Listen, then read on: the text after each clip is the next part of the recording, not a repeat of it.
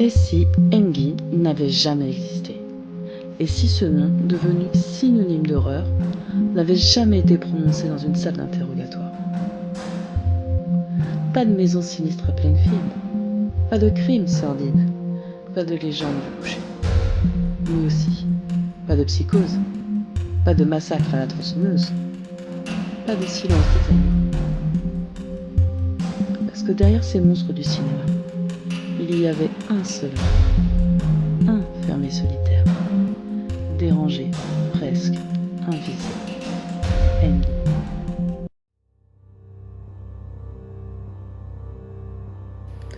Engin naît en 1906 dans une petite ferme du Wisconsin. Sa mère, Augusta, est pieuse jusqu'à la folie. Elle lui répète que le monde est corrompu, que les femmes sont impures.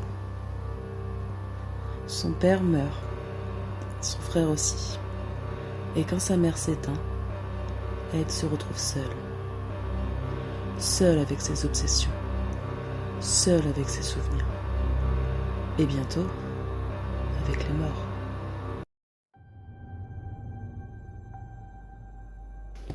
Hollywood s'en empare vite. En 1960, Hitchcock crée Psychose. Norman Bates, fils dévoué, enfermé dans l'ombre de sa mère. Puis vient Massacre à la tronçonneuse, et plus tard, Le silence des agneaux. 3 films, 3 monstres, un seul homme à leur origine. Engin a inspiré l'horreur moderne. Il a donné un visage à la folie, un corps au cauchemar, une âme à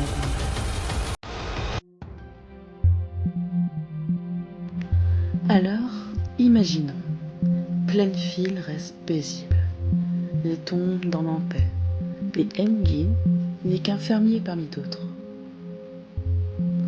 L'Amérique poursuit son rêve, propre, lisse, sans ombre. Le mal reste ailleurs, dans les films, dans les légendes, mais jamais dans la réalité.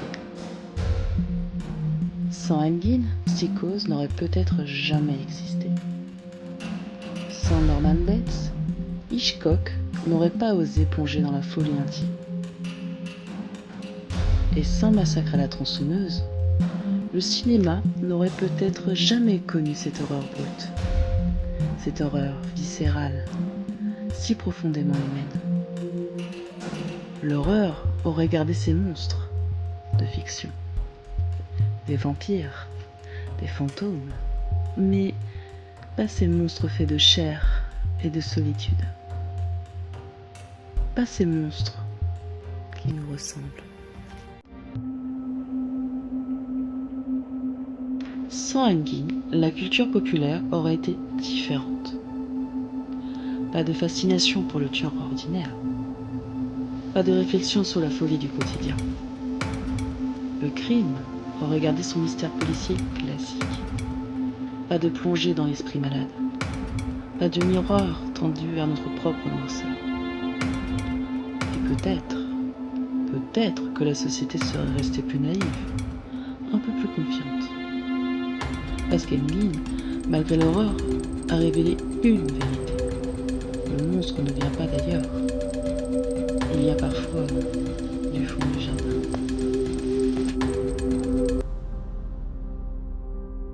Engin n'était pas un génie du mal, pas un stratège, juste un homme brisé.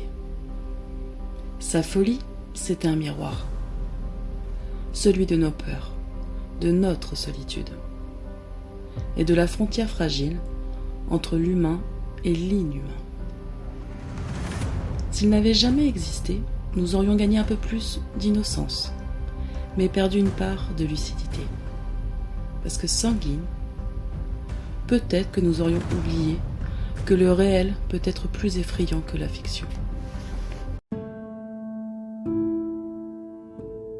70 ans plus tard, son nom réapparaît. Netflix lui consacre une série, Monstre, l'histoire d'Engin. Une œuvre qui plonge dans son passé, son enfance étouffante, sa relation destructrice avec sa mère et sa lente descente dans la folie. Mais ici, La réalité se mêle à la fiction, à l'émotion, au style. La série ne cherche pas seulement à informer, elle veut faire ressentir. Elle montre comment un homme ordinaire devient une légende. Et comment la culture moderne continue de se nourrir de ces ténèbres. Mais cette série, comme tant d'autres avant elle, prend des libertés. Elle invente, elle amplifie. Et c'est là tout le paradoxe d'Enguin. Même quand on veut raconter la vérité, on finit toujours par créer un mythe. Ce que cette adaptation révèle, c'est que Guy n'est plus seulement un homme, il est devenu une idée, une cicatrice dans la mémoire collective, un rapport que le mal n'a pas besoin de fiction pour exister. Enguin est mort en 1984, mais son ombre, elle, ne mourra jamais. Si cette plongée dans l'horreur et la folie vous a captivé, n'oubliez pas de liker la vidéo et de vous abonner pour ne pas manquer nos prochaines histoires fascinantes.